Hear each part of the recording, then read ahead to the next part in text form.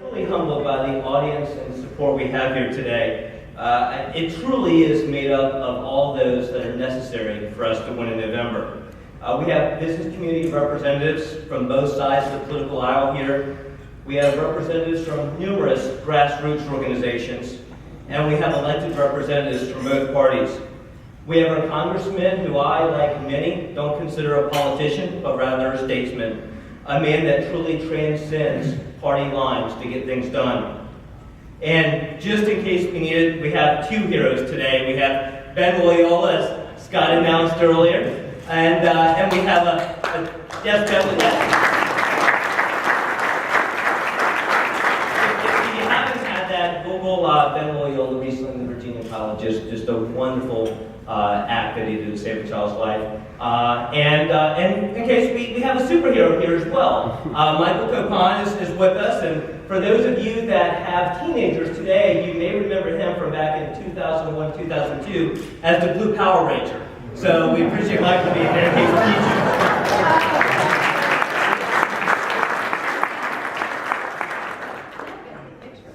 I'd also like to recognize my parents who are with me here today as well, Glenn and Tony Davis. You may think that raising an ambitious future politician and businessman wouldn't be so hard. And to tell you the truth, you may be right.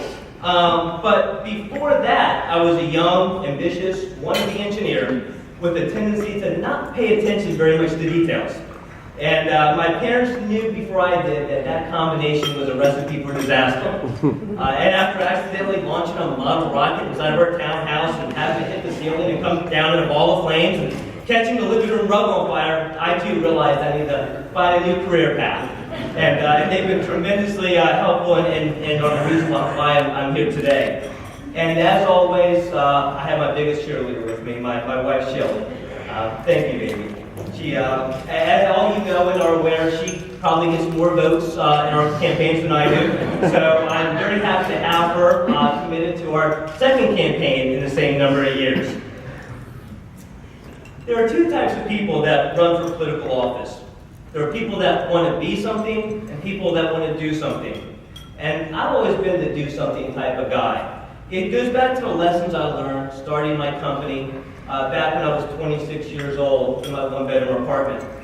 I learned talk doesn't pay your rent, almost doesn't put food on your table, and assigning blame doesn't keep your business afloat. Holding public office should be no different. Public service isn't about giving partisan speeches, it's not about assigning blame, and it's not about making promises and then saying, I tried, is good enough in the end. Public service is about bringing people together to find win-win solutions to the pressing problems that everyone can support. It's about getting involved to make results happen, not just pressing the red or green button when it's time to vote. And it's about standing up and making those tough votes, and then running on your record, not away from your record. Whether it was implementing a dredging solution for the Green Run community that they've been trying to get for over a decade, negotiating and outsourcing the Virginia Beach Sportsplex, saving over $500,000 a year, meeting with council members Barkley went from Norfolk and Rick West from Chesapeake to discuss the potential of sharing city services regionally, or implementing VPTaxRate.com in less than a week to increase transparency for Virginia Beach citizens so they can see the changes in their real estate tax rates. It all started by taking action, not taking votes. I've never been the guy that sit on the sidelines, even though sometimes that may have been the safest place to be. It's about that do something mentality, and that's what I hope to bring to Richmond. It's the reason why I already enjoy the support of so many in our community, including our law enforcement and public safety officials, and even our school board leadership, many of whom actually served with my opponent. And we have our Honorable Bill Bronke, our Vice Chairman of the School Board, with us today as well. And Bill, thank you for your support.